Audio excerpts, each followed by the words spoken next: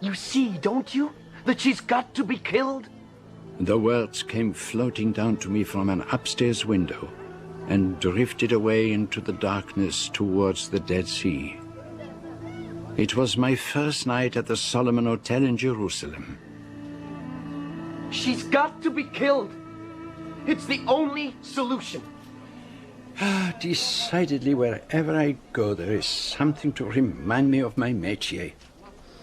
But it is time to shut the window. The night air can be particularly injurious. She's got to be killed. Someone working out a murder story, perhaps. But one thing is certain. I should know that voice again.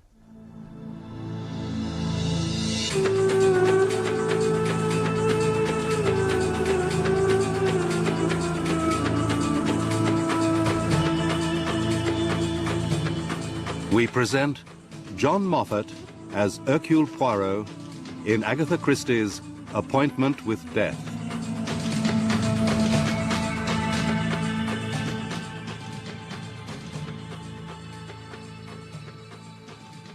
The following morning, I was sitting in a quiet corner of the hotel lounge. I had no desire to draw attention to myself. I was observing the celebrated psychologist, Dr. Theodore Gerard, and a young lady with black hair that rippled back from her head, and a beautifully shaped red mouth. We met briefly on the train from Cairo. You were very kind and helped me with my luggage. But I had no idea you were the Dr. Gerard. I read all your books, of course. Of course. You see, I'm by way of being a doctor myself. I've just got my MB. And are you staying long in Jerusalem? Only a few days. And then I'm hoping to go to Petra. The Rose-Red City. Yes, I was thinking of going there, if it does not take too long. About a week, I believe. 2 days to go, 2 days there, and 2 days back. Those people have just come in. They were on the train the other night. An American family, named Boynton, I believe. Not a very happy family by the looks of them. Oh, no. We would never want to do that, would we, Nadine? I take it that's the mother. What a horror. Like a great fat spider sitting in the middle of her web. And her poor family look as if they were all at her mercy. We might go to the Mosque of Omar, or would that be too much for Mother, Lennox? The girl is uneasy, almost afraid. You've dropped your knitting, Mother. Let me get it. The one they call Lennox. He's got the look of a wounded dog. The elder brother, evidently. The youngest girl, with the golden red hair. She is smiling. Smiling into space.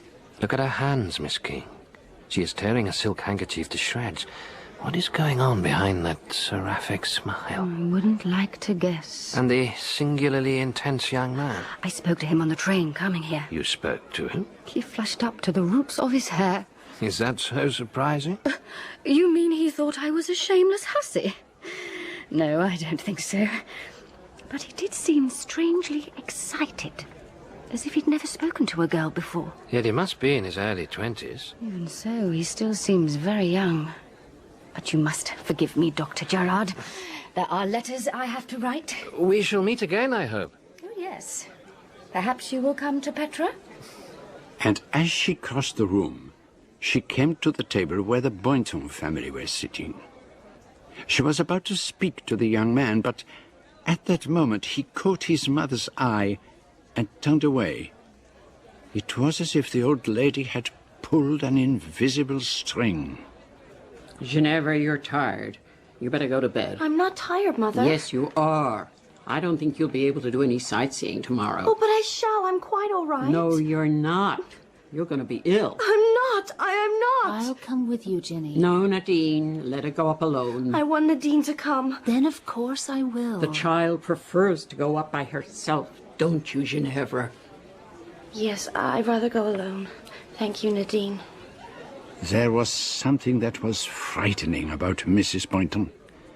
An evil malignancy like a cobra. A woman who had exercised a lifetime of power and had never doubted her own force. Mrs. Boynton, how wonderful to see you. Not too tired by the journey, I hope? A little, Mr. Cope. My heart's never strong, as you know. Nadine takes good care of me, don't you, Nadine? I do my best. I'm sure you do. And, how are you finding Jerusalem, Lennox? I don't know, hard to tell. Perhaps you haven't been around much yet. We can't do very much because of Mother. A couple of hours sightseeing is about all I can manage. But I don't give in to my body. It's the mind that matters. Are you counting on staying here long, Mr. Cope? I've finished most of my sightseeing. Yeah, I'm planning to have a look at Petra. A most remarkable place, I've been told. Oh, yes, I've been reading about it. It sounds wonderful. Oh, maybe I could persuade you and your brother to come with me. You too, perhaps, Lennox. Naturally, I know you couldn't manage it, Mrs. Boynton, and I'm sure some of your family would want to remain with you. But if you were to divide forces, so to speak... I don't think we'd care to do that, would we, children? Oh, no. We'll stay here with you. And what about you, Nadine? No, thank you, Mother. Not unless Lennox wants to go. So, Lennox, why don't you and Nadine go? She seems to want to. Oh, no. No, I think it's better if we all stay together. You see, Mr. Cope, we prefer to keep to ourselves. By the way, Raymond, who was that young woman who came by our table just now? She looked as though she wanted to speak to you. I don't know her name. She was on the train the other night. I don't think we'll have much to do with her. And now I think it's time we all went up. Help me out of my chair, will you, Nadine? Good night, Mr. Cope. Monsieur Poirot. Ah, monsieur. I didn't notice you tucked away in the corner. Jefferson Cope. We met in Alexandria. Of course. May I join you? Mm-hmm. I read in the newspaper that you were here. Ah, it is most distressing. One tries to preserve the incognito, but... Tell me, who are the American family with whom you were talking? The Boyntons. And are they all the children of that rather grotesque-looking lady? Oh, no. She's the second Mrs. Boynton. Lennox, Raymond, and Carol, the children of the first marriage, and Nadine is Lennox's wife. And this strangely fragile-looking creature with the beautiful red hair? She is Mrs. Boynton's daughter, Ginevra. And Mr. Boynton, he is dead, I take it? Oh, yes. He died quite some time ago, and Mrs. Boynton has devoted herself entirely to the family. And do they all live at home with her? Yes. And do neither of the sons work? Well, no. Mr. Boynton was a very rich man. He left all his money to Mrs. Boynton for her lifetime, after which it goes to the children. So, they are dependent on her financially? That is so. And she never encouraged them to go out and find work for themselves? On the contrary, she virtually pays them to remain with her. Ah, 'tis not good for a man to be tied to the strings of the mother's apron, particularly the elder son. Yes. Yeah, and it makes it doubly difficult for his wife. She's a fine young woman, Monsieur Poirot. Nadine is throwing her life away. Huh? You think she should leave him? Well, if Lennox can't appreciate her for what she is... Then she should begin a new life with another man? Yourself, perhaps? I'm not ashamed of my feelings for Nadine. All I want is her happiness. I'm staying around in case she needs me. And does Madame Boynton approve of your friendship with her daughter-in-law? She seems to. She treats me like one of the family. C'est curious, huh? She intrigues me greatly, this old lady. Perhaps she frightens me a little also. Frightens you? For what might happen, Mr. Cope. For what might happen.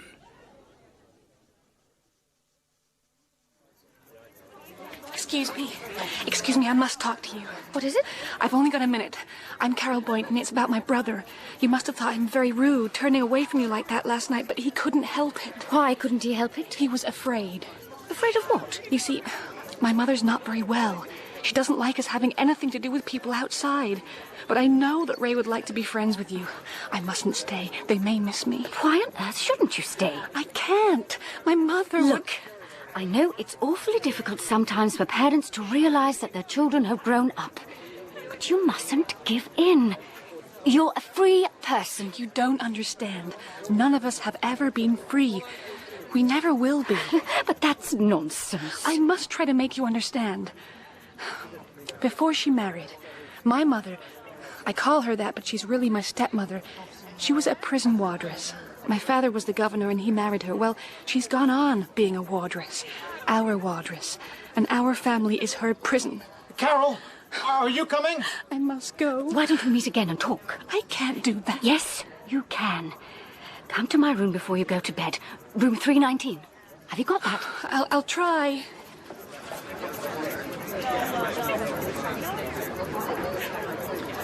So, you've been making another attempt on the Boynton Castle, Miss King. Any better success this time? It isn't a castle, it's a prison. Mrs. Boynton used to be a prison wardress, apparently. How very appropriate. I can't understand why they don't break out. They can't. The old woman has worked on them since they were children. Look at the elder boy, Lennox. He's been in prison so long that even if the doors were thrown open, he would not even notice. Someone ought to get rid of that old woman. Arsenic in her early morning tea would be my prescription.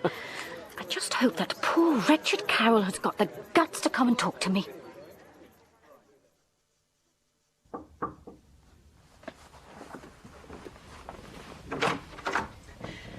I was afraid you might have gone to bed. I'm sorry it's so late. Please, come in. I've made some tea. Would you like a cup? It's real Lapsang Souchong. Lovely, thank you. This is rather fun, don't you think? A bit like midnight feasts in the dorm. Really? Thanks. I suppose you didn't go to school? No, we never left home. We had a governess, quite a few in fact. They rarely stayed long. Did you never get away at all? No, this is the first time we've ever been anywhere. But what was there to stop you? Mother would never allow it. How old are you, Carol? 23? Then you're free to do as you please. Oh, no. I just couldn't. Is it because you really don't want to leave? You're too fond of your stepmother? I hate her. Ray and I often wish that she was dead. And your elder brother? What does he think? I don't know what Lennox thinks anymore. He hardly ever speaks. Nadine's very worried about him. Have they been married long? 4 years. And have they always lived at home? Yes. Is your sister-in-law happy with that? Perhaps I should tell you how it all came about. 5 years or so ago, Lennox tried to assert his independence. One evening he went down to the neighbouring town. There was a dance of some sort going on. And of course, Mother found out, and she was terribly angry. So, she asked Nadine to come and stay with us. She was a distant cousin of my father's. She was training to be a nurse, but she was broke. Nadine was with us about a month. I can't tell you how exciting it was to have someone to stay. And she and Lennox fell in love? Yes. I guess that was Mother's whole idea. She said they'd better get married quickly and live with us. Did Nadine agree to go along with that? At first, I don't think she minded very much. But later, when she wanted to go away with Lennox... Your mother put her foot down? Oh, she wouldn't hear of it. And Lennox didn't do anything? Nothing. I don't think Mother likes Nadine any longer. Nadine won't let herself be beaten down by her. And lately she's been trying to do something about Ginny. Ginny? Ginevra, Mother's daughter. She's always been rather delicate. And lately she's become very strange. She frightens me sometimes. But I must go. I've been here too long already. You will come again, won't you? And bring your brother, if you like. Oh, may I really? Yeah. Shall we say tomorrow night at the same time? Oh, yes. But I must get back to my room before anyone finds that I'm gone.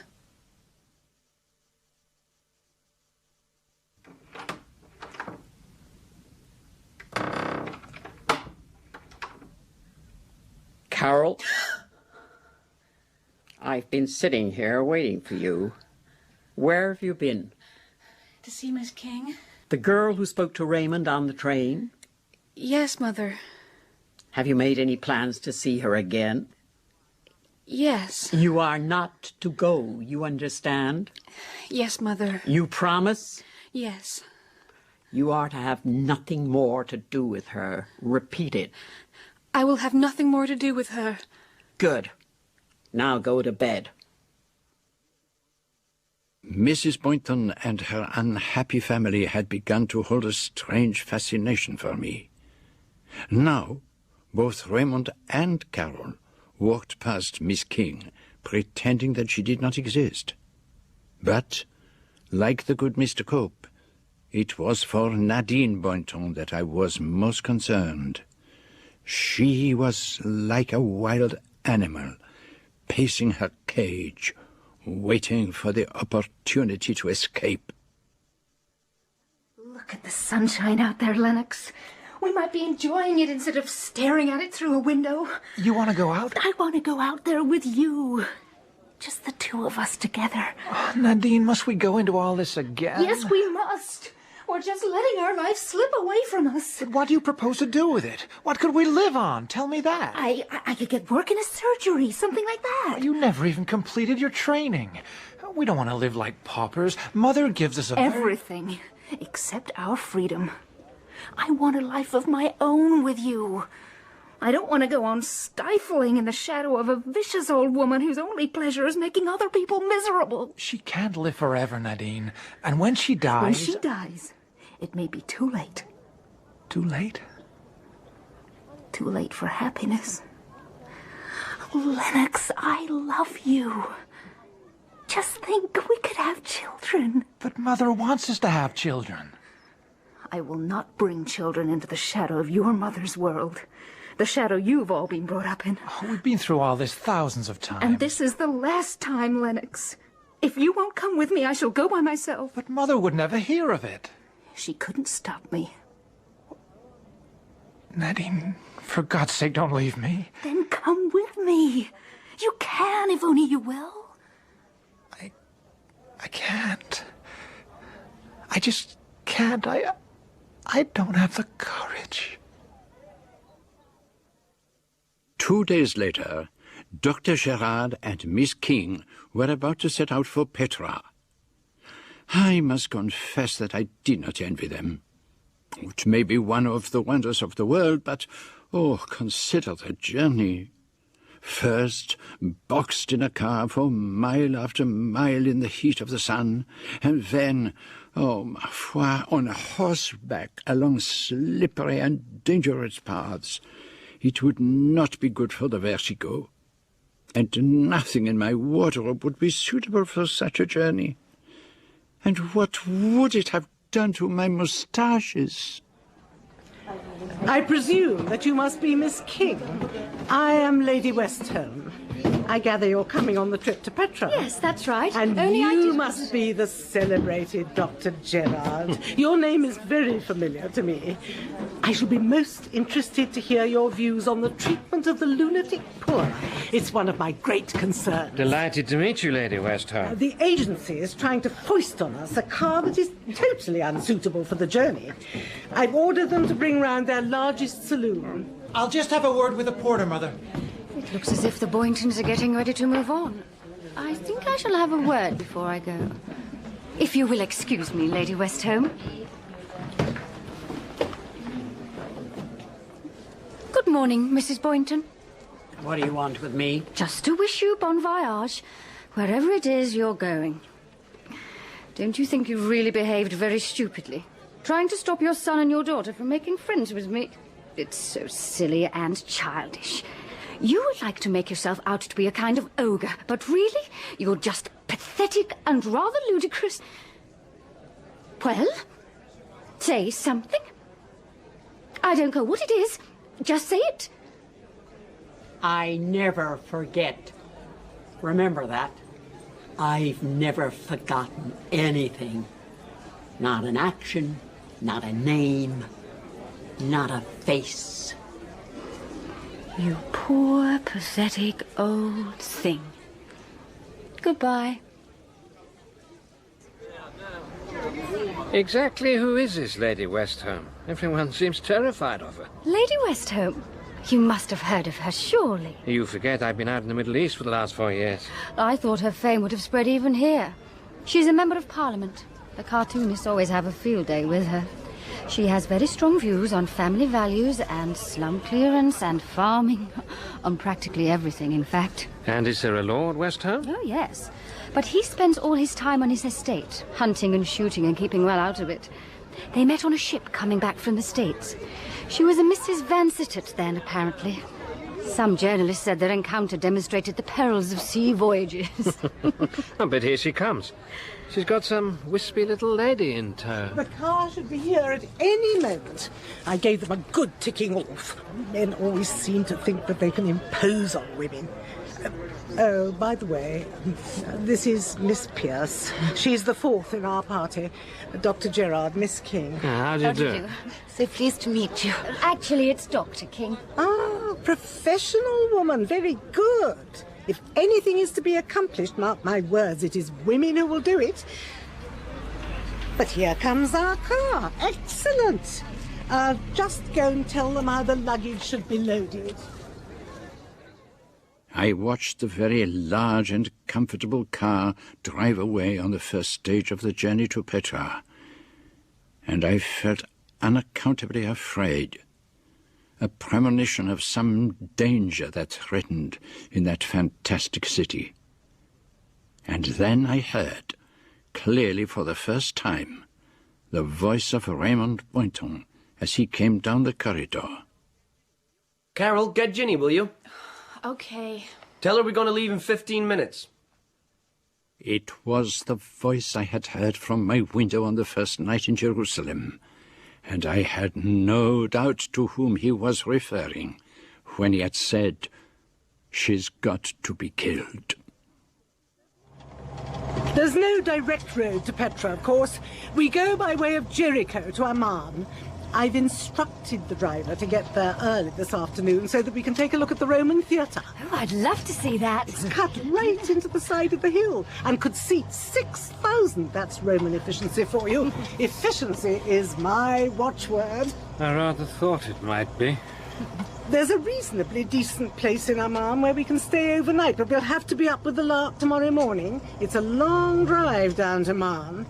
From there, we turn off for Wadi Musa, where we have to leave the car. Why do we have to do that? Because the only way into Petra is through a vast cleft in the rock, the Seek. At some points, it's only a few meters wide.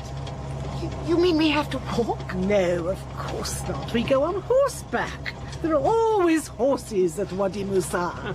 But I have nothing suitable to wear. I've only brought light cotton dresses. Well, you'll just have to manage. I've brought riding breeches, much the most suitable thing. And you'll need sensible shoes, too. Perhaps I shall be able to get something at the hotel. Hotel?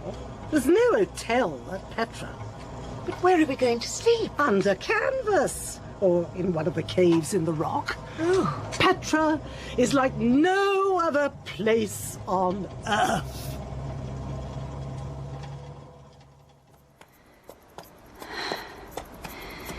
It's like descending into the pit of hell, through a labyrinth of red cliffs. It's fantastic. Unbelievable. A great amphitheatre of rock. A dead city. And clusters of tents against the face of the cliff. And above them are the caves, hollowed out of the rock. And in the central cave there's some kind of idol. A monstrous, swollen creature, brooding over the place like a spirit of evil. But it isn't an idol. It's a living being sitting there. Mrs. Boynton. Looking as if she had always been part of the place, the archpriestess of some cult of human sacrifice. Apparently they all arrived here yesterday. They were staying at the Solomon, weren't they? Yes, they're the Boynton family, I believe. I thought I recognized the old woman. Didn't I see you talking to her, Miss King? Yes, I did have a word with her. But she can hardly get about. How did she come down through the sea? It seems she was carried in a chair by the bearers. Oh, that would have made them sweat a bit. She must be a fair weight. Yes, they had a hard time of it, according to the dragoman. And she complained like hell the entire time. They're not at all interesting. Very provincial. What on earth possessed them to come to Petra? Miss King? Miss King, it really is you. I didn't know you were coming to Petra. If you'd managed to pluck up the courage to speak to me, I'd have told you, Mr. Boynton. Raymond. My name is Raymond. And how do you come to be in Petra? I understood your mother was too ill to even consider the journey. She suddenly made up her mind to come here, almost immediately after you left. And she refused to let anything stand in her way. She wouldn't even break the journey at Amman, but insisted on driving through the night. Could have possessed her, I wonder. There's no point in even trying to understand her. It's so wonderful being able to talk to you like this. It's as though we were protected by the darkness. I've thought about you so much since we spoke to one another on the train. You see, I think I'm in love with you. But you hardly know me. I love you. Oh, I know I've behaved very badly, refusing to speak to you or even to look at you. When she tells me to do things, it's as though I no longer have a will of my own. You must think I'm pretty despicable. No, I don't think that. I ought to be able to stand up for myself. I know that. I'm sure you will now. All that is needed is a little courage. Courage? Yes, you're right. I hope I shall be able to find it. Ugh, that was perfectly disgusting. Simply swimming, in fact. Really, these people have not the least conception of a proper diet. So, does anyone have any plans for this afternoon? I think I shall have a long rest. That climb this morning was really too much for me. I've never had a head for heights, I'm afraid. I shall follow your example. Half an hour with a book, and then I shall lie down and take an hour's rest, at least. After that, perhaps a short stroll. And what about you, Miss King? I'm waiting to see what the Boyntons are going to do. After practically killing themselves to get here, they've done next to nothing all morning. I'm going back to the cave. You can all go for a walk this afternoon without me. But, Mother, I shan't want any of you. I like sitting alone with my book. Ginny had better not go, though. She can lie down and have a sleep. But I'm not at all tired. I want to go with the others. Silly child, you've got a headache. You must take care of yourself. Go to your tent at once. Mother, are you really sure you Don't fuss me, Lennox. I want to be on my own for a change. Can't you understand that? Why is she letting them all go free this afternoon? For once, the good mamma is allowing the children to enjoy themselves without her. A new devilment on her part, perhaps. That's just what I was thinking. What suspicious minds we have. Come, let us join them. They look like a bunch of school children let out for a half-holiday. Mr. Cope hardly qualifies as a schoolchild. Ah, but he is there for a different purpose. He is determined not to let Nadine Boynton out of his sight. Where exactly are we making for, Mr. Cope? For Al Madba, the high place. It certainly deserves its name. It's quite a climb. There were donkeys for hire down below. Pretty pathetic-looking brutes. They didn't look as if they could ever make it. Forgive me. I fear I must go back. What's the matter? Is the climb too steep for you? Oh, no, it's fever. I felt it coming on ever since lunch. Is it malaria? Legacy from the time I spent in the Congo. I'll go back to the camp and take some quinine. Shall I come with you? Oh, no. I have my case of drugs in the tent. I shall be quite all right. It's just a confounded nuisance, that's all. You go on, all of you.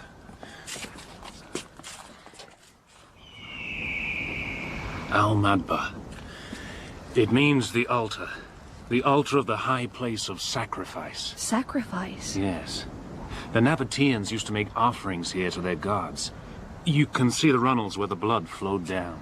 We are talking about animal sacrifice, I take it? Oh, yes. I don't think the Nabateans offered up humans. They were quite sophisticated. But old customs sometimes die hard. And people all over the world have practiced human sacrifice. I think it's horrible. One can have too much regard for life. Death isn't really as important as we make out. Strange words coming from a doctor. Sometimes it may be expedient for one person to die to save others. It may even mean a fuller life. Miss King, may I talk to you for a moment? You don't really have to ask. And it's Sarah, not Miss King. Has everyone got to? Oh, Nadine and Cope seem to be having a very serious talk with one another. Lennox is just sitting by himself, gazing into space, and I've no idea where Carol's got to. I just wanted a word with you before I go. Go? Go where? In a few minutes, I'm going back down to the camp. There's something I have to do. Once that's done, once I've proved to myself that I'm not a coward, then I shan't be ashamed to come and ask you to help me. I shall need help, you know. I shall probably need to borrow money from you. No difficulty there. I'll be glad to help. But first, I've got to do this alone. Do what? To prove my courage, Sarah. It's now or never. What are you doing, Lennox? Sitting here all by yourself? Just looking at the view over the city. It's strange. This place is supposed to be one of the most fantastic places on Earth, thousands of years old, an ancient city even before the Romans came here. And you know, Nadine, I can feel nothing. Nothing at all. It's as if I'd suddenly been let out of prison for a few hours and I don't know what to do with myself. What's the matter? Why are you looking at me like that? Lennox, there's something I have to tell you.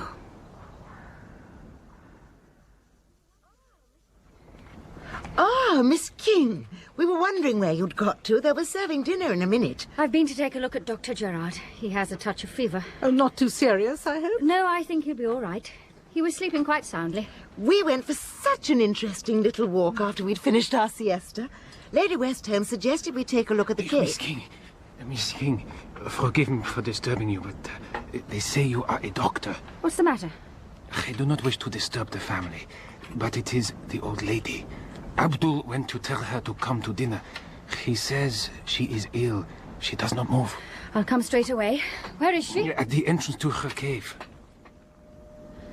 She's sitting exactly as she was when we came into Petra last night. She looks more like an ancient idol than ever. She's not breathing, and there's no pulse. What is the matter with her? She's dead. I was in Amman when I heard the news. I had come there at the invitation of the British Commissioner, Colonel Carbury, who was curious to meet the celebrated detective about whom he had heard so much. Tell me, Monsieur Poirot, do you ever find that your job has a funny way of following you around? Following me around? Do you ever come to a place looking forward to a holiday from crime and discover that corpses keep cropping up? It has certainly happened, and more than once. You see, I've got a body here now that I'm not very happy about. Oh, what kind of body? Old American woman. Went to Petra with her family. Trying journey, unusually hot for the time of the year. She suffered from heart trouble. Suddenly popped off. While she was in Petra? Yes. They brought her body here today. All quite natural, of course. Likeliest thing in the world to happen, only... Only what? I've got a nasty idea that her family did her in. Ah. And what makes you think that? Unpleasant old woman, it seems. General feeling all round that her popping off was a good thing. And very difficult to prove anything so long as the family all stick together and, if necessary, lie like hell. Easiest thing to do would be to let it go, but I don't like a mess. Was there no doctor down there? Matter of fact, there were two, but one of them went down with malaria. The other's a girl, only just qualified. Still, she knew her job, I suppose. She didn't find anything odd about the death. Old woman had a dicky heart and had been taking medicine for some time. Oh, then, my friend, what is worrying you? The other doctor, A chap called Gerard. Ah, yes. Yeah, he was staying at my hotel in Jerusalem. A bit of a loony specialist, I gather. Passion for a charwoman at the age of 4 makes you think you're the Archbishop of Canterbury when you're 38. However, that's got nothing to do with his story. Would you care to hear it? Tell me, Colonel, is the name of this dead woman by any chance Mrs. Boynton? How the blazes did you know that? Yes, it is. Then I would most certainly like to hear what he has to say. I knew I was in for a bout of malaria. I fairly staggered into my tent. An intravenous injection of quinine is my usual treatment, but I couldn't find my case of drugs. Someone had moved it from where I had left it, and when I eventually found it, my hypodermic syringe was missing. Ah. In the end, I gave up looking for it and took a large dose of quinine by mouth. After that, I collapsed on my bed and went out like a light. And it was while you were sleeping that Mrs. Boynton was found dead? Yes, sometime after sunset. Because of the way she was sitting and the support the chair gave to her body, no one noticed anything was wrong until a servant went to tell her it was time for dinner. The cave where she had installed herself was some distance away from the big marquee. And it was the young woman doctor who examined the body? Miss King, yes. She didn't disturb me, knowing that I had a fever. There was, in any case, nothing that could have been done. Mrs. Boynton had been dead for some time. For how long exactly? I do not think Miss King gave much attention to that point. She presumably did not think it was of any importance. Why should she, after all? But we can surely establish when Mrs. Boynton was last known definitely to be alive. I've got it all down here. Mrs. Boynton was spoken to by Lady Westholme and Miss Pierce shortly after 4 p.m. Lennox Boynton spoke to his mother at about 4:30. Mrs. Lennox Boynton had a long conversation with her about 5 minutes later. Carol Boynton had a word with her mother but cannot remember exactly when. It would seem to have been around 10 minutes past 5. Jefferson Cope? Ah, yes, I know Mr. Cope. He is a close friend of the family, I think. He noticed Mrs. Boynton outside her cave at around 20 to 6 when he was returning to the camp. And did he go up to speak to her? No. The last person to have seen her alive was her son, Raymond Boynton. Raymond Boynton. That is most interesting. And when was this? He says he spoke to her at about 10 minutes to 6. But this is where we get into deep waters. As I mentioned just now, Sarah King saw no reason to determine the exact time of death. But when I happened to mention that Mrs. Boynton was last seen alive by her son Raymond at a little before 6, Miss King said that was impossible. At that time, Mrs. Boynton must already have been dead. And what does Raymond Boynton say to that? He insists that his mother was alive. He went up to her and said, I'm back from my walk. I hope you've had a nice afternoon. And she just grunted, quite all right. How very curious. And when did you see the body, Dr. Gerard? The following morning, at about 9 a.m. I had recovered by then. And do you have any opinion of when death might have occurred? It is difficult to be exact after that length of time. Were I giving evidence on oath, I could only say that she had been dead certainly 12 hours, and not longer than 18. I fear that does not help at all. And your hypodermic syringe, Doctor, did you find it when you awoke? Yes, I did. It was behind a case of bottles on my dressing table. Is there a possibility you could have overlooked it? You were suffering from fever, after all. I was shaking from head to foot, but I can only say I am positive that the syringe was not there. You see, Poirot, it's a matter of some importance. There is a mark on the dead woman's wrist. Which could have been caused by the insertion of a syringe. Mrs. Boynton's daughter says it was the prick of a pin. Which daughter? Carol. And there is one thing more. When I examined my little case of drugs, I noticed that the stock of digitoxin was much diminished. Now, digitoxin is a heart poison, is it not? Yes. And Mrs. Boynton was suffering from heart trouble. Yes, and she was actually taking a medicine containing digitalis. Ah, that is clever, very clever, to employ a poison which the victim is already taking. Oh, yes, there are brains there. And yet one thing puzzles me. What is that, Poirot? The theft of the hypodermic syringe. What do you think? Was it murder? Now, one moment. There is one more piece of evidence to consider. What evidence? The evidence of Hercule Poirot. In the Solomon Hotel one night, I heard a voice through the open window, and what does it say, this voice? It says, "You see, don't you, that she's got to be killed." Good Lord. I say. And I knew that if I heard it again, I would recognize that voice, and I did hear it in an hotel corridor.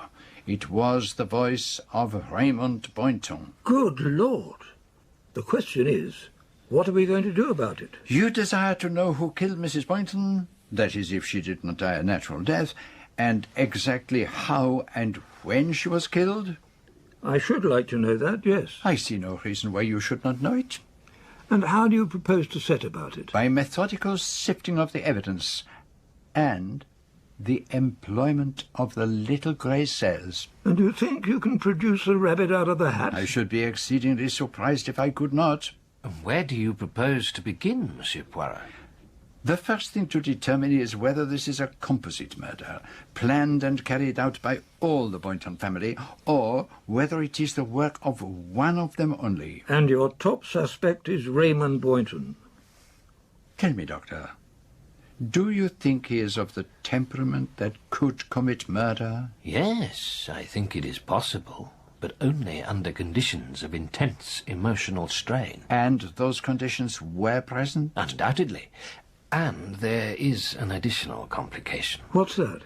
I think there is a certain tendresse between him and Sarah King. Ah, and that might give him an additional stimulus. I would say so. Then perhaps before we go any further, we should have a word with Miss King. Yes, but if you will permit, gentlemen, I should like to talk to her alone. Very well, Monsieur Poirot. You know best how to go about this, and we're in your hands. I should point out, however, that I can't detain these people indefinitely. All I ask is that you keep them in remand for 24 hours. You shall have the truth by tomorrow night. You sound very sure of yourself. I know my own abilities. Well, it's up to you.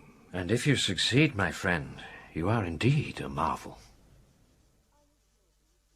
Are you sure, Monsieur Poirot, that this is not a case of Roman holiday? But the private lives of a family disturbed so that Hercule Poirot can play a little game of detectives to amuse himself? I didn't mean to be offensive, but isn't it a little like that? You are on the side of the family, then? They've suffered a great deal.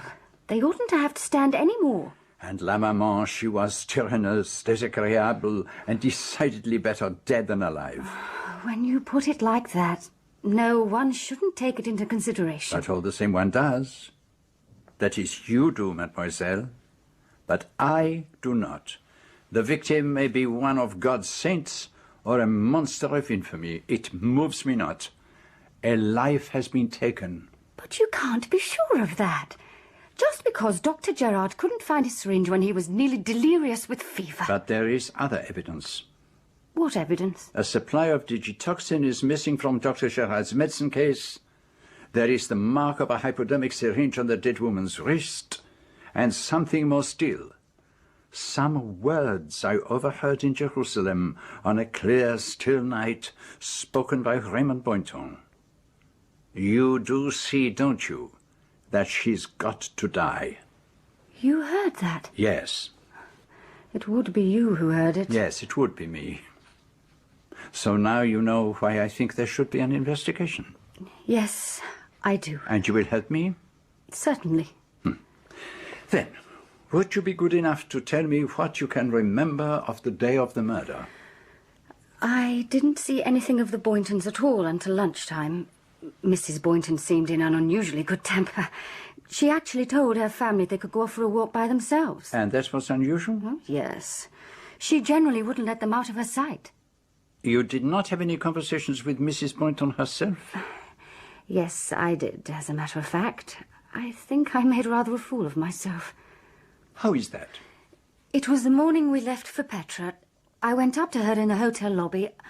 I told her I thought she was pathetic and ludicrous and that she could have a lot more fun if she was friendly and kind. Oh, la la. And what did she say to that? It was rather frightening. She didn't even look at me, but just stared into space. I never forget. Remember that. I've never forgotten anything. Not an action, not a name, not a face. That is most interesting. Tell me, mademoiselle, were there any witnesses to this extraordinary conversation? Dr. Gerard was nearby, and Lady Westholme, and I think Mr. Cope. But I don't know if any of them heard. Oh, thank you, mademoiselle. I will now begin my investigation. If I might make a suggestion? Certainly. Why not postpone all this till after the autopsy? Aren't you rather putting the cart before the horse? This is the method of Hercule Poirot. And besides, I wish to hear the views of Lady Westholme. Oh, but of course, Monsieur Poirot, I shall be delighted to help you. It is, after all, a public duty. I have a perfect recollection of that afternoon, and I'm sure that Miss Pierce will confirm what I say. It was all so unexpected. Death, just like that, in the twinkling of an eye. After lunch, I decided to take a brief siesta. Not that I was really tired, I seldom am. I do not really know what fatigue is. I was terribly tired after the climb up to the monastery. I'm afraid I'm not nearly as strong as Lady Westholme. So, after lunch, you two ladies went to your tents. Now, I understand that Mrs. Boynton was then sitting at the mouth of her cave, about 200 yards from you. Something like that, yes. Now, I have here a map, drawn up with the help of the dragoman. Oh, the fellow's a perfect fool. I've had occasion to correct him several times. The cave next to Mrs. Boynton's was occupied by Lennox Boynton and his wife.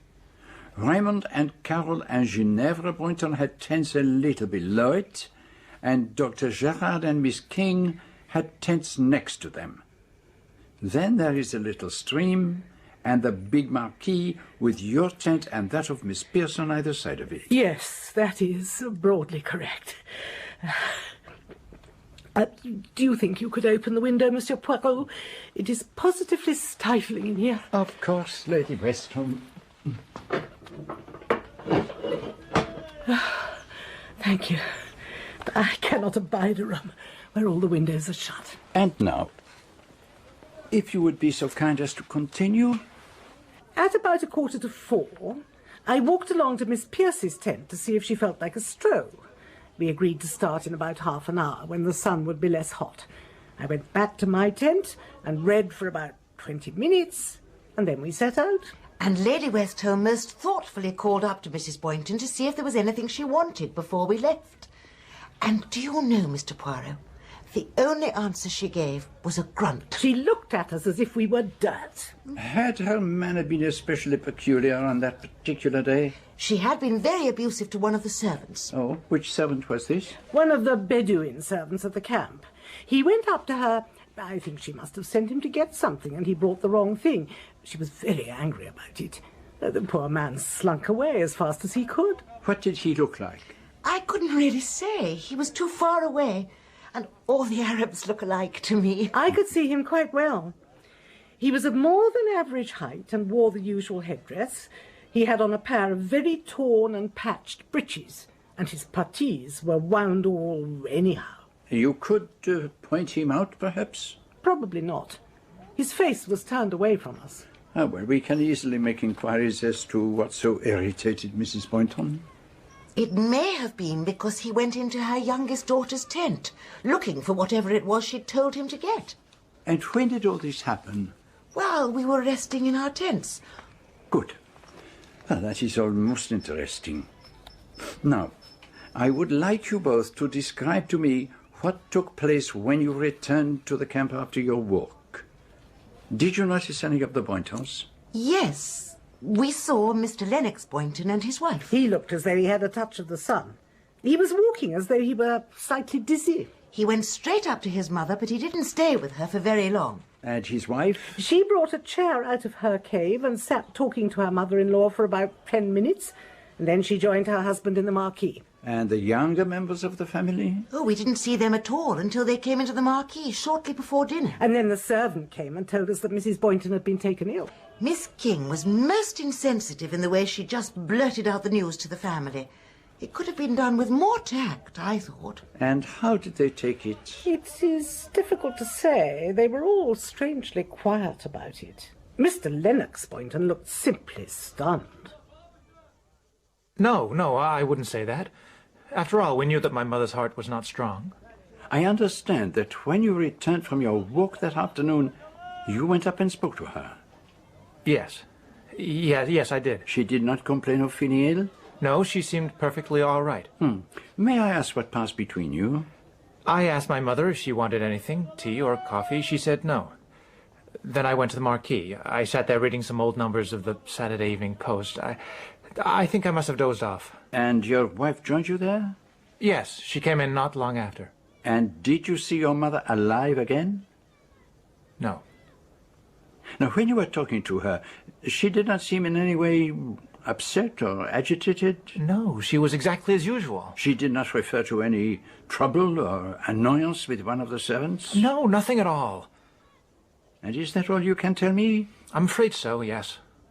Thank you, Mr. Boynton. There's nothing else? Nothing. Perhaps you would be so good as to ask your wife to come here. I had no love for my mother-in-law, Monsieur Poirot, and it will be idle to pretend that I regret her death. Thank you, madame, for speaking so frankly. But although I cannot pretend sorrow, I can admit to remorse. To all intents and purposes, I killed her. Perhaps you would care to elucidate, madame. I will be frank with you, Monsieur Poirot. My married life has not been particularly happy. My husband is not entirely to blame for that. His mother's influence over him has been largely responsible. But I have been feeling for some time that my life was becoming intolerable. Perhaps it would be best if we were to close the window. Please go on, madame. On the afternoon of my mother-in-law's death, I came to a decision. A very good friend has suggested more than once that I should throw in my lot with him. I accepted his proposal. You decided to leave your husband? Yes. There was no point in putting it off.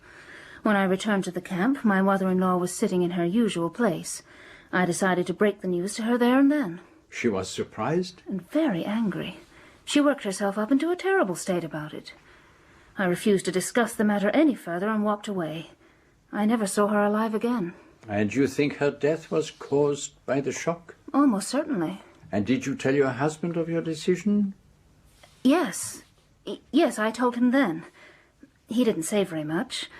We had both known for some time that something like this might happen. You will pardon me, but the other man was, of course, Jefferson Cope. Yes. Do you own a hypodermic syringe, madame? Yes. That is, no. I have an old hypodermic, amongst other things, in a traveling medicine chest, but it is in our big luggage which we left in Jerusalem. I see. Why did you ask me that, Monsieur Poirot? Mrs. Boynton was, I understand, taking a medicine containing digitalis. Yes. That was for her heart trouble. Yes. Digitalis is to some extent a cumulative drug? I believe it is. I don't know much about it. If Mrs. Boynton had taken an overdose of digitalis... She did not. She was always most careful. So was I, if I was measuring the dose for her. Ah, well, the analysis of the bottle will soon tell us. Unfortunately, the bottle was broken. Indeed. Who broke it? I'm not sure. One of the servants, I think. A table got knocked over when they were carrying my stepmother's body into the cave. Oh, that is very interesting. If you are suggesting that she died of an overdose, I think it is most improbable. Even when I tell you that Dr. Gerard has missed an appreciable quantity of digitoxin from his medicine chest. Monsieur Poirot, I did not kill my mother-in-law. Why must you mix yourself up in all this? There has been much suffering. Now at last there is the possibility of happiness. Must you destroy it? Let us be very clear, madame, what you are asking me to do. I have heard that once in that affair of the Orient Express, when you knew that everyone present had had a hand in a murder that was fully justified, you accepted an official verdict of what had happened. I wonder who told you that. Is it true? That case was different. No, it was not. The man who was killed was evil, as my mother-in-law was. The moral character of the victim has nothing to do with it. A human being who has exercised the right of private judgment and taken the life of another human being is not safe to exist in the community. I will not condone murder. That is my final word. Then go on. Bring ruin and misery into the lives of innocent people. I have nothing more to say. I think, madame, you have a lot more to say. No, Monsieur Poirot. I know nothing. Nothing. So, Poirot, any progress? Have we got a case yet? Not yet. At least I know that Monsieur and Madame are lying, and lies often tell me more than the truth. I've been thinking. Those words of young Boynton's that you overheard, she's got to be killed. They must have been spoken to someone. A good point. Undoubtedly, Raymond Boynton was talking to one of the family. But which of them? I don't understand you. What do you mean? What did I feel? When you heard that your stepmother was dead, what did you feel? It was a great shock. Was it such a great shock, Mademoiselle Carole? Remembering a certain conversation you and your brother Raymond had one night in Jerusalem? How do you know about that? You were overheard. Oh. You were planning together to bring about your stepmother's death. Oh, we were mad that evening. Quite mad. It hadn't been so bad in America, but traveling abroad brought it all home to us. Brought what home to you? Our being so different from everyone else. And then there was Ginny. Ginny? Our sister, Ginevra. She was behaving so strangely, and Mother was making her worse. We were frightened that she was going mad. We had to find some way to save her, and it seemed only right. To murder your stepmother? But we didn't do it. Ray and I had nothing to do with it. Will you swear to that, mademoiselle? As you hope for salvation after death? As I hope for salvation after death, I never harmed her. Very well, mademoiselle. And now will you ask your brother Raymond to come here? Oh, for God's sake, I was just letting off steam. That's all it was. Mm-hmm. It is possible, I suppose. Just consider the facts. I was speaking to my mother a little before 6 o'clock, and she was certainly alive and well then. Do you know that Miss King is of the opinion that when she examined the body at 6:30, Mrs. Boynton had been dead for at least an hour? Colonel Carberry did mention that, but obviously there was some mistake, some factor she failed to take into account. You think so? Then let me tell you this. Someone took a poisonous drug from Dr. Gerard's medicine case. Poison? Is that what you suspect? Your plan was different, hmm?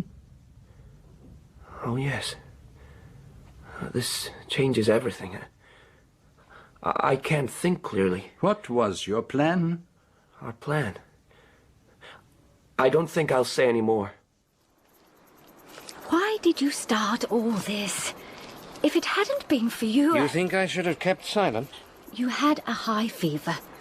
The syringe was probably there all the time, and you may have made a mistake about the digitoxin. You need not worry. I am sure your friends, the Boyntons, will get away with it. Get away with it? They've got away with nothing. She's still there. Even from her grave, she's still destroying their lives. Here comes Monsieur Poirot. In search of one of us, I imagine. Is he as much of a fool as he looks? He is not a fool at all. I was afraid of that. Oh, what a country. Oh, my poor shoes. You'd better borrow Lady Westholme's shoe-cleaning apparatus and her checked duster. She travels with a kind of patent housemaid's equipment. It will not remove the scratches, mademoiselle. But why on earth wear shoes like that in a place like this? I like to appear soigné.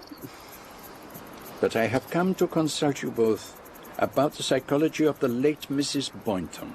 Now, why Having brought her family up in such complete servitude, did she arrange this trip abroad where her authority over them might be called into question? Ah, but that's just it. She was bored. Her recreation was the domination and tormenting of human creatures, like an animal trainer.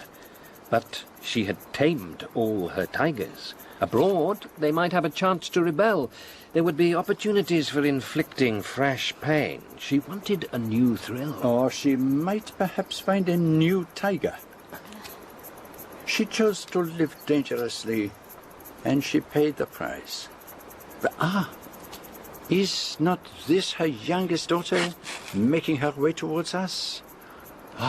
Look how she moves, like Ophelia or some nymph straying from another world. Why are you looking at me like that? Monsieur Poirot, this is Ginevra Boynton. It is a piece of good fortune meeting you here, mademoiselle. Oh. I wanted to talk to you. Did you? Will you walk with me a little way? Of course, Monsieur Poirot. If you will excuse us. I dare say. You're a detective, are you not? The best detective in the world. And you have come here to protect me? Oh, are you then in danger, mademoiselle? Oh, yes. I told Dr. Jared about it in Jerusalem, and he followed me to that terrible place among the red rocks. They wanted to kill me there. Oh, but they did not do so. I have Dr. Jared to thank for that. He is kind and good. He is in love with me. Yes? Oh, yes. He says my name in his sleep. I saw him, lying there, turning and tossing and saying my name. I thought perhaps he had sent for you. I have a terrible lot of enemies. They are all around me. Sometimes they're disguised. Was your mother's death a great shock to you, mademoiselle? She wasn't my mother. My enemies paid her to pretend that she was, to see that I didn't escape. Where were you on the afternoon of her death? I was in my tent. It was hot in there, but I didn't dare come out. They might have got me. Oh.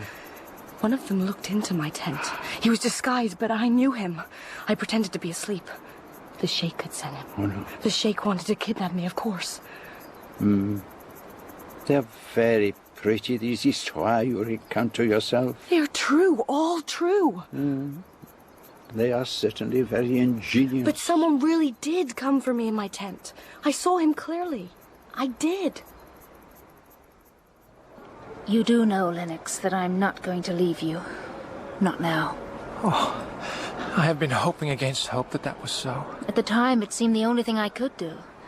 There was no other way to get you to understand how desperate I was. I hoped you would come after me and try to stop me. Poor Jefferson. I have treated him very badly.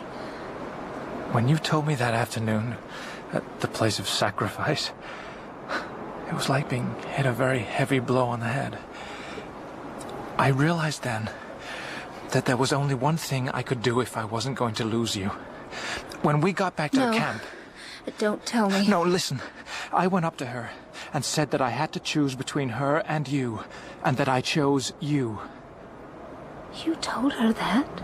Yes. And is that what you're going to say to Monsieur Poirot? He frightens me, that grotesque little man. Be careful, Lennox. Be very careful. So you know who did it? In a short while I shall have the honor to present to you what you asked me for. The truth. Do you think we can get a conviction? That, my friend, I did not promise you. True enough. And maybe I'm not altogether unhappy about that. Shall I get them all up here? No. I think it would be better to use an empty room in the hotel. There is one on the floor where my room is. We will invite La Famille Boynton and the 3 outsiders who have a definite stake in the affair. Dr. Gerard, Sarah King, and Jefferson Cope, who may all be described as interested parties. And what about Lady Westholme and Miss Pierce? No, we shall not need them. But it would be better if they were to remain in their rooms in case we require their evidence. Should I put my uniform on, do you think? No, Colonel. It is best if the proceedings are kept as informal as possible. They are all quite sufficiently apprehensive already. You will all of you by now have made the acquaintance of Monsieur Hercule Poirot. It was my great good fortune that he happened to be staying in a man as my guest when Dr. Gerard came to me to express his doubts over the death of Mrs. Boynton in Petra. I gave him full authority to make what investigation he thought necessary. He is now going to give us his report.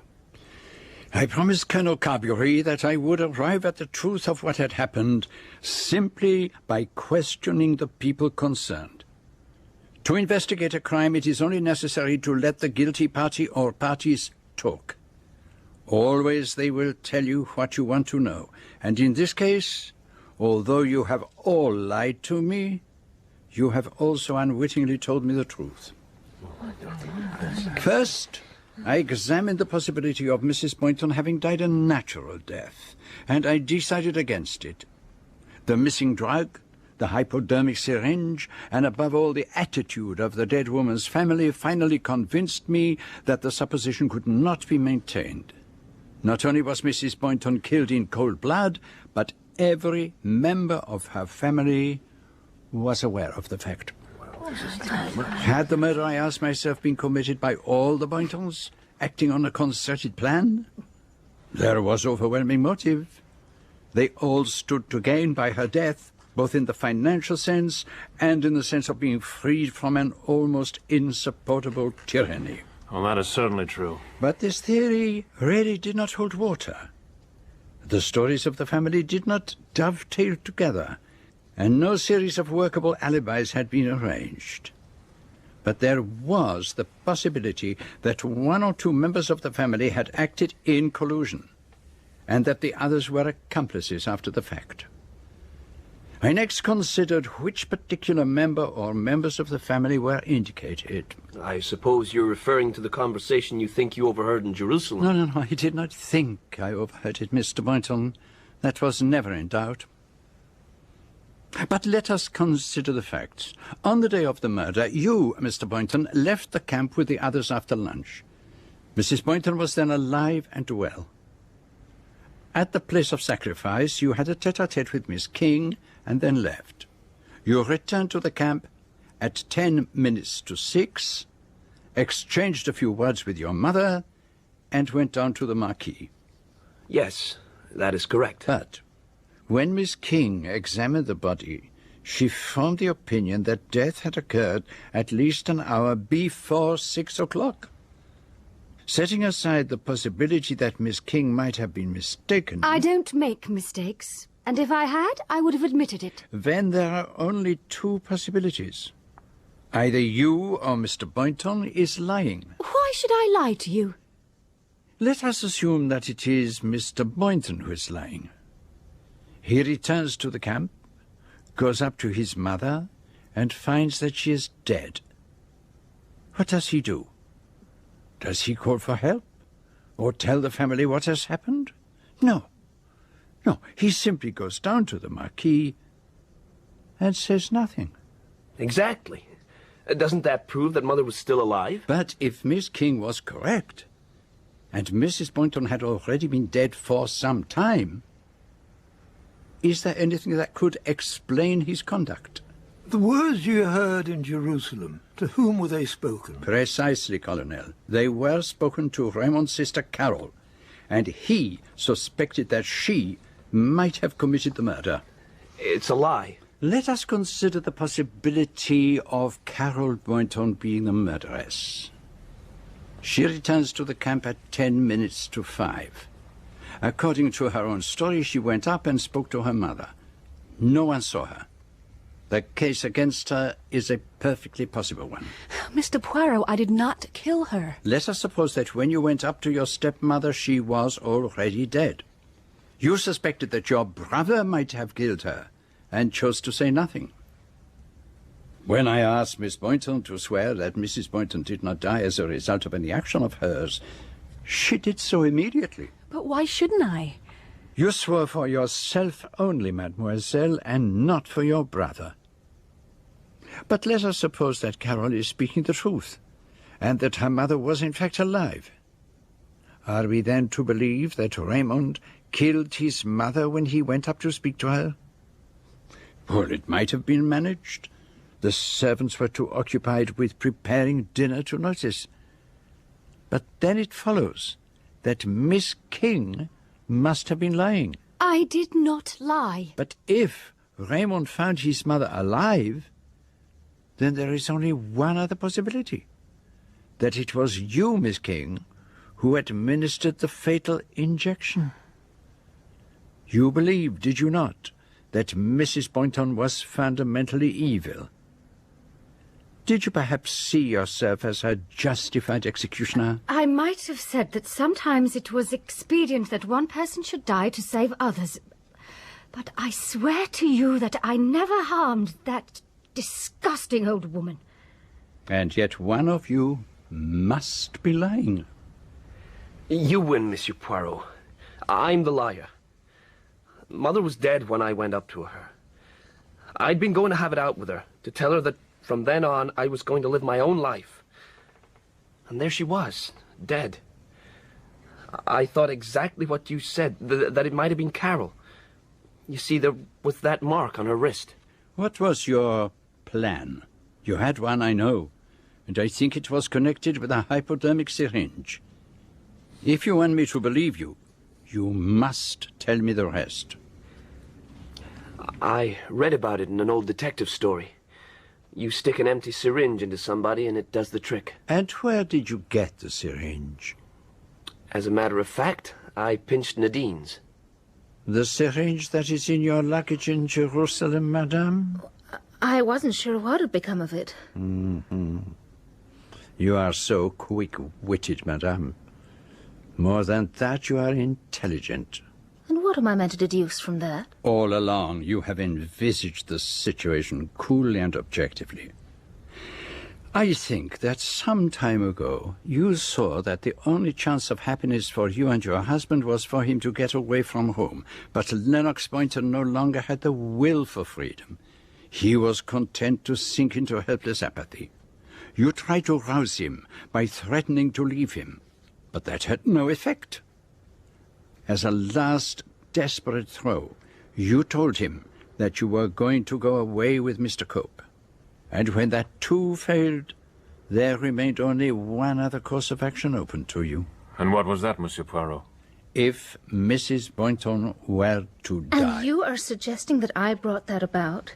But it's just not possible. After I told her that I was going to leave, I went straight to the marquee. I remained there until she was found dead. Hmm. Who was it who went to tell Mrs. Boynton that dinner was ready? It's in my notes. At 6:30, a servant was sent to inform Mrs. Boynton. And why a servant? Were you not all most assiduous in your attendance on the old lady? I saw it for myself in the hotel in Jerusalem. So why did one of you not go to help her out of her chair and bring her in? Because you knew quite well that she was dead. That is quite ridiculous. Just because No, I'm it is one not ridiculous, madame, and you know it very well. You had every opportunity during your time up there with Mrs. Boynton to kill her. And you had the benefit of your training as a nurse to guide you. That's just not true. Nadine couldn't have killed her. My mother was already dead. Ah, so after all, it was you, Mr. Boynton. Yes, that's right. It was me. Why did you kill her? Because Nadine was going off with Cope. So when did you take the syringe from Dr. Gerard's tent? In the morning while he was out. But you did not learn that your wife was leaving you until the afternoon. Oh, stop badgering me with questions. What does it matter? It matters a great deal. I advise you to tell me the truth. The truth? All right. But you're not going to believe me. Perhaps. But tell me. That afternoon, I was absolutely all to pieces. I'd never dreamed that Nadine would leave me for somebody else. I hardly knew what I was doing. But I realized I had only myself to blame. I ought to have defied my stepmother and cleared out years ago.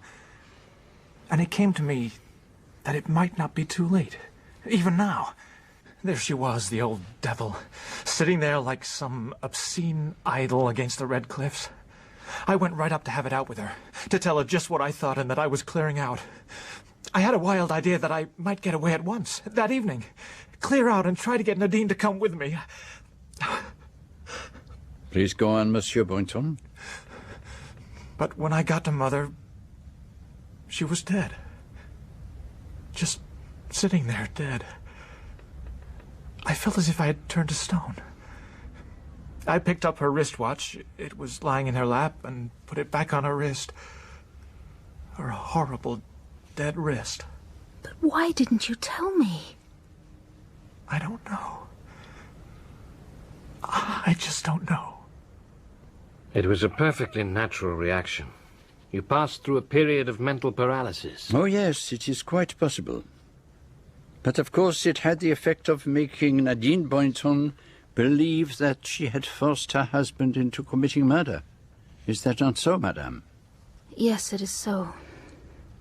So where do we go from here, Monsieur Poirot? There is one other possibility. One person was in the camp all that afternoon and had every opportunity to kill Mrs. Boynton. And did not Mademoiselle Ginevra say that she had heard Dr. Gerard speak her name in his delirium? That could only have been when she went into his tent to replace the syringe that she had taken that morning. You think I did it? It isn't true. You want to lock me away in prison? Dr. Gerard, please help me. You must help me. Monsieur Poirot, what you're suggesting is nonsense. It just isn't possible. She might have committed the crime in some dramatic, flamboyant fashion, but not in cold blood. This was a carefully planned crime. A reasoned crime. I am entirely of your opinion, Doctor. I'm sorry, Poirot, but why are you beating about the bush like this? If you know who did it, why can't you come straight out with it? Because that is not the method of Hercule Poirot. From the beginning, there was one factor that argued the innocence of the Boynton family, the hypodermic syringe. I think I see what you're getting at. If one of us intended to kill her, we didn't need to use a syringe. We could have simply put the poison in her medicine bottle. Exactly, madame. But I had to test that fact against the other facts of the case. What I've been seeking to prove is not the guilt of the Boynton family, but their innocence. So what did happen? Oh, it's growing hot and stuffy in here. Perhaps before we reach the end, we should let in a little air upon the mystery. Would you be so good as to open the window, Mr. Cope? Yes, of course. Thank you. And now, it is time to examine the psychological side of the case, and in particular the psychology of the victim. I have noted down 2 points which I would like to put to you. Mrs. Boynton took definite pleasure in preventing her family from enjoying the company of other people. Mrs. Boynton, on the afternoon of her murder, encouraged her family to go away and leave her. These 2 facts, they contradict one another, do they not? You don't think she was simply worn out after the journey from Jerusalem? If she was, she didn't give any sign of it. In fact, she seemed almost, well, excited. That accords very well with what I am about to tell you. You came very close to the truth, Miss King, when in Jerusalem you told the old lady that she was pathetic. She had an intense craving for power. And yet what was she, after all, but the petty tyrant of one isolated family? I told her I thought she was childish and silly, but it was almost as if she hadn't heard me. She just looked through me. And what were her words to you, mademoiselle? She said, "I've never forgotten anything. Not an action, not a name, not a face." Now, mes amis, do you see the significance of that? Does it escape you that those words were not a reasonable answer to what Miss King had been saying? You're quite right, of course. It just doesn't make sense. But it does, my friend. Because those words were not spoken to Miss King at all. They were spoken to someone standing behind her. But who could it possibly have been? She didn't know anyone there. At that moment when Miss King had revealed to her the truth of what she had become, she recognizes someone, a face from the past, a victim delivered into her hands. And it was on account of this person that she wanted to get rid of her family in Petra. Exactly. Because she had, how do you say it, other fish to fry. Now, let us consider the events of that afternoon. The Boynton family go off, leaving their mother sitting alone in her cave, awaiting her victim. We have two witnesses, Miss Pierce, who is unobservant and highly suggestible, and Lady Westholme, who is always perfectly clear as to her facts. They were sitting in separate tents on either side of the marquee. They could not see each other, but they could both see Mrs. Boynton. Both ladies agree on one fact. The Arab servant, do you mean? Yes. They said that they saw one of the servants approach Mrs. Boynton, annoy her in some fashion, and steal hastily away. Miss Pierce also stated that the servant had earlier gone into the tent occupied by Ginevra Boynton. I told you that an Arab came in to look at me. And since Dr. Gerard's tent was next to yours, he could easily have entered there also. Do you mean to say that one of those Bedouin fellows murdered the old lady by sticking her with a hypodermic? That's absurd. No, wait, Colonel. I've not finished. Both ladies agreed that they could not see the man's face clearly enough to identify him. He was a good 200 yards away. And yet, Lady Westholme gave a very clear description of what he was wearing, even down to the state of his breeches and the fact that his puttees were wound untidily. She must have had magnificent eyesight. It was an error, and it suggested a curious idea to me. Could it be because the breeches were not worn and the puttees never existed? Could the servant have been Lady Westholme herself? Good Lord! Are you suggesting... I am suggesting that having first ascertained that Miss Pierce was awake and sitting at the entrance to her tent, Lady Westholme put on her riding breeches, boots, and khaki-coloured coat, and made herself an Arab headdress out of a cloth she used for cleaning her shoes, and then, thus disguised, went into Dr. Gerard's tent, having first entered in error the tent of Mademoiselle Ginevra, took the doctor's syringe and the drug from his medicine chest, and walked boldly up to her victim. Who was sitting there waiting for Lady Westholme. Did she recognize her in that disguise? She did not have a chance.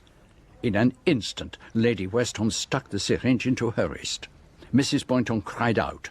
Miss Pierce imagined that she was simply annoyed at the servant, and sank back. The so-called Arab retreated, showing every sign of having been rebuked. 5 minutes later, she talked over the scene with Miss Pierce, as if she had witnessed it from her tent. But according to your notes, the two ladies actually spoke to Mrs. Boynton when they were setting out on their walk a little later. You are forgetting that Miss Pierce was almost abnormally suggestible.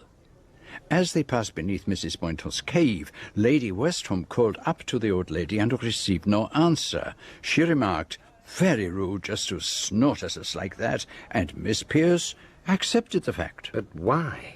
Why should Lady Westholme want to kill Mrs. Boynton? Did you not tell me, Miss King, that Lady Westholme was quite near to you when Mrs. Boynton spoke those strange words? I never forget. Remember that. I've never forgotten anything. Not an action, not a name, not a face. And so, if you remember that Mrs. Boynton had once been a wardress in a prison in America, you get a very shrewd idea of the truth. Lady Westholme met her husband on a voyage back from America. She called herself Mrs. Van Sittert. But I believe that her real name was Mary Huntingdon, and she had served a sentence for fraud and embezzlement. You see the terrible dilemma she was in? Her political career, her ambitions, her social position, all at stake. And remember that Mrs. Boynton was no ordinary blackmailer. She wanted the pleasure of torturing her victims for a while, and then she would have enjoyed revealing the truth in the most spectacular and public way possible. When Lady Westham discovered that Mrs. Boynton had pursued her to Petra, she knew that there was only one solution left to her. She agreed to meet Mrs. Boynton on that fateful afternoon. And the rest you know. What was that? It sounded like a pistol shot from the next room. Who's in there, Poirot? Do you know? I think that you will find that it is the room of Lady Westham.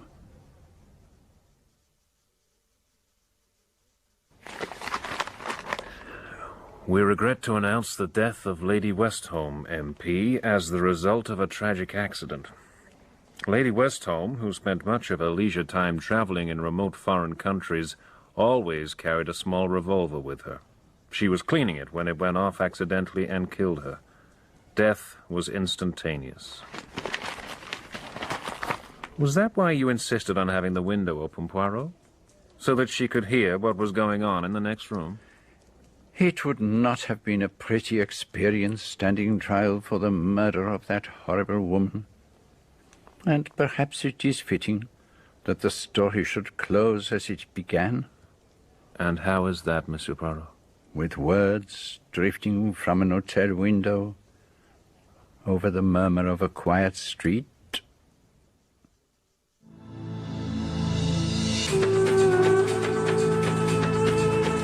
In Agatha Christie's Appointment with Death, Hercule Poirot was played by John Moffat. Lady Westham, Jill Balkan. Mrs. Boynton, Miriam Carlin. Sarah King, Connie Walker. Dr. Gerard, Sean Baker. Jefferson Cope, Jonathan Keeble.